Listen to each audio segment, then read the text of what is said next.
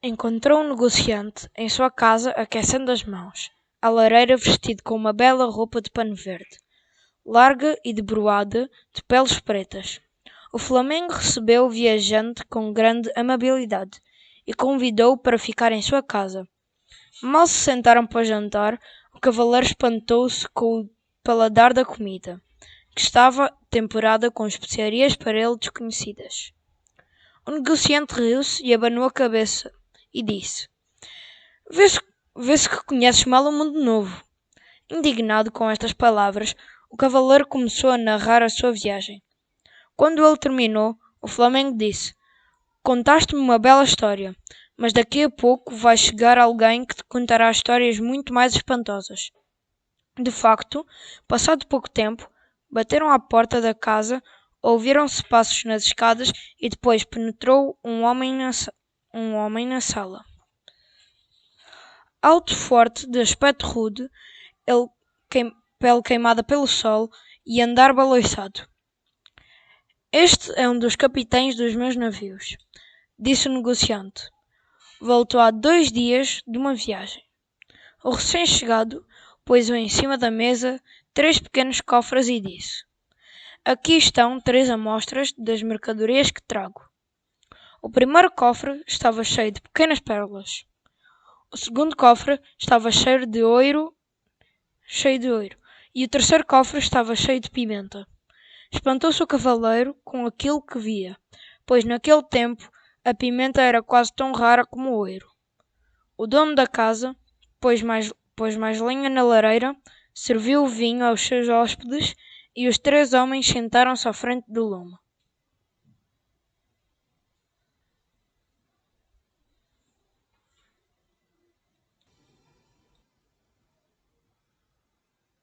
Então, a pedido do negociante, o capitão começou a falar das suas viagens.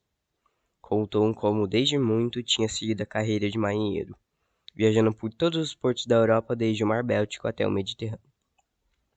Mas era sobretudo entre a Flandres e os portos da Península Ibérica que viajava. Um dia, porém, teve desejo de ir mais longe, de ir até as desconhecidas e de que surgiam do mar. Então resolveu se alistar-se nas expedições portuguesas que navegavam para o sul, à procura de novos países. Foi a Lisboa que aí embarcou numa caravela que partia a reconhecer e a explorar as costas da África. Seguiram das margens do Tejo para as Canárias, onde pararam alguns dias. Depois continuaram viagem, aproximaram-se da terra africana, dobraram Cabo Bojador e seguiram, à vista das costas desertas queimadas pelo sol, sem árvores e sem homens. Junto ao Cabo Branco ancoraram um navio no abrigo formado por altos penedos. Então os homens de pele sombria, envolvidos em mantos flutuantes e montados em camelos, vieram à orla da Praia Negra negociar com os portugueses. E as caravelas continuaram a navegar para o sul, muito para o sul. Uma brisa constante inchava as grandes velas e os mastros e os cabos gemiam docemente.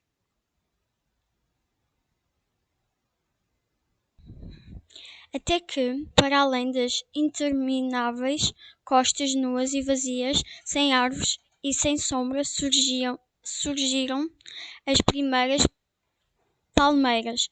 Depois começaram a aparecer espessas e verdes florestas que cobriam toda a terra, desde as praias brancas até aos distantes montes azulados. E dessas florestas surgiam homens nus e negros que embarcavam em pirogas e rodeavam os navios. Os marinheiros portugueses traziam ordem de se entenderem com eles, mas isto era difícil.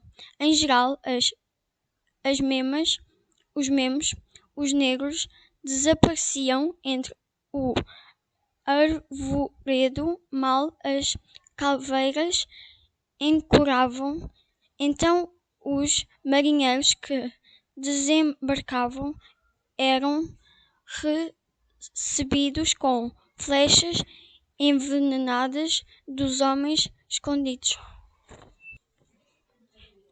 Porém, havia paragens onde os africanos e os portugueses já se conheciam e negociavam. E às vezes, em lugares de costa, onde nunca um navio tinha parado, acontecia serem acolhidos com festa de alvoroço. Então, bailando e cantando, os negros vinham ao encontro dos navegadores, que para corresponderem ao bom acolhimento, bailavam e dançavam, também à moda da sua terra. Mas o entendimento entre ambas as partes muitas vezes pouco mais avançavam, pois uns os outros não entendiam as respectivas linguagens, e mesmo os intérpretes berbers não conheciam a fala usada em tão longínquas paragens. Este desentendimento das línguas foi causa de muitas mortes e combates. Assim um dia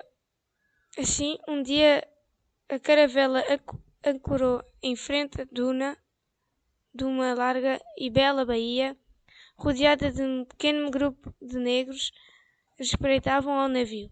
Então o capitão resolveu mandar à terra 2 batéis com homens, para que tentassem estabelecer contacto com os africanos. Mas logo que os batéis tocaram na areia, os negros fugiram e desapareceram no arvoredo.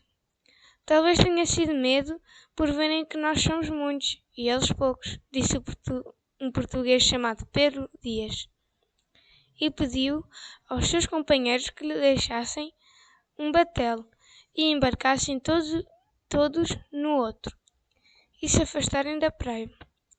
Mas os companheiros acharam este plano tão arriscado que não quiseram aceitar. Porém, Pedro Dias insistiu tanto que eles acabaram por fazer como ele pedia e remaram para o lago.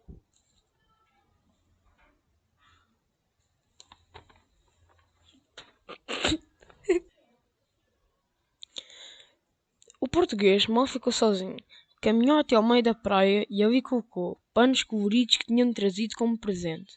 Depois recuou até a orla do mar, encostou-se ao batel que ficara, esperou ao cabo de algum tempo saiu da floresta um homem que trazia na mão uma lança longa e fina, e avançava um negro nu na claridade da praia. Avançava passo por passo, lentamente vigiando os gestos do homem branco que junto ao batel continuava imóvel. Quando chegou perto dos panos, parou e examinou com alvoroço a oferta. Depois ergueu a cabeça, encarou o português e sorriu. Este riso também avançou uns passos. Houve uma pequena pausa. Depois, num acordo mútuo, os 2 homens, sorrindo, caminharam ao encontro um do outro, quando entre eles ficaram só 6 passos de distância. Pararam. Quero paz contigo, disse o branco na sua língua.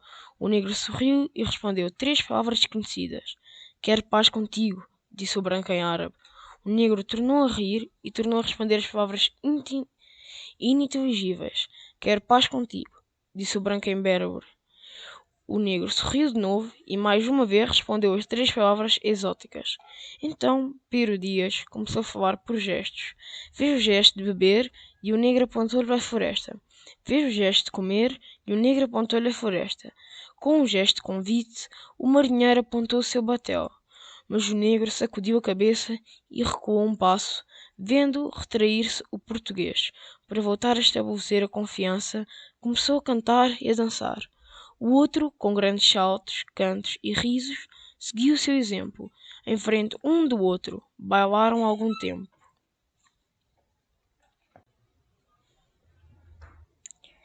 Mas no ardor do baile e da mímica, Pedro Dias ergueu no ar a sua espada, que faiscou ao sol. O brilho assustou o nativo, que deu um pulo para trás e estremeceu. Pedro Dias fez um gesto para o sossegar. Mas o outro começou a fugir. E o navegador precipitou-se no seu encalço e agarrou-o por um braço. Vendo-se preso, O negro principiou a debater-se, primeiro com susto, depois com fúria. Com gritos roucos e sílabas guturais, respondia às palavras e aos gestos que o tentavam apaziguar. Ao longe, no mar, os companheiros de Pero Dias avistaram a luta e participaram a remar para a praia.